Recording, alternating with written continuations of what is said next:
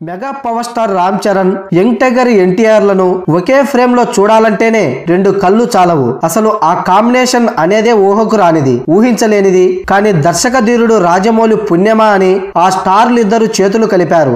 RRR అంటూ సంచలనం సృష్టించడానికి రెడీ అయిపోతున్నారు.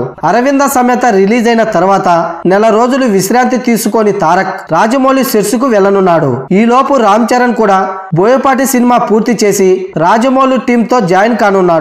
మరి ఈ కాంబోతో సూపర్ స్టార్ మహేష్ బాబు కూడా చేతులు కలిపితే ఎలా ఉంటుంది? అదిరిపోద్ది కదా. బాలీవుడ్ హీరోలు సృష్టించిన రికార్డులు కూడా ఈ కాంబో చెరిపేసి కొత్త చరిత్రను రాయటం ఖాయం. అవును, అది జరిగే అవకాశం ఎంతో దూరం లేదు. కంగారు పడి మహేష్ రాజమౌళి సినిమాలో నటిస్తున్నాడు అనుకునేరు. ఈ కథ వేరండి. చరణ్, తారక్, మహేష్ లకు తగ్గ కథ కుదిరితే ఖచ్చితంగా నటిస్తామని నిన్న ప్రమోషన్ లో భాగంగా ఎన్టీఆర్ చెప్పాడు.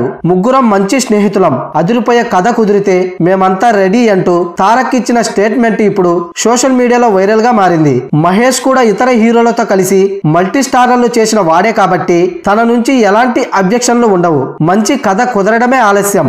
మరి మన దర్శక రచయితలు ఆ కాంబోను కలిపే ప్రయత్నం చేస్తారేమో చూడాలి. ప్రస్తుతం ఉన్న డైరెక్టర్లలో అంతటి సత్తా ఉన్న దర్శకులు ఇద్దరు. ఒకరు రాజమౌళి కాగా మరొకరు సుకుమార్. వీళ్ళిద్దరికే ఆ సత్తా ఉందన్నది కొంతమంది నిర్మాత రచయితల మాట. మరి ఆ ముగ్గురిని డైరెక్ట్ చేసే అవకాశం ఎవరు అందుకుంటారో చూద్దాం.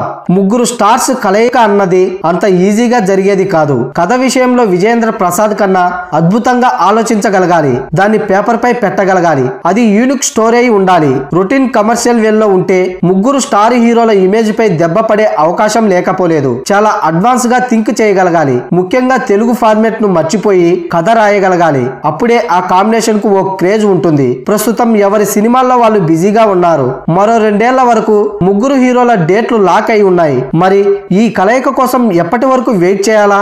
ఈ గ్యాప్ లో మెప్పించి కథ ఏమైనా కుదురుతుందా అన్నది తెలియాలంటే కొద్ది రోజులు వెయిట్ చేయక తప్పదు.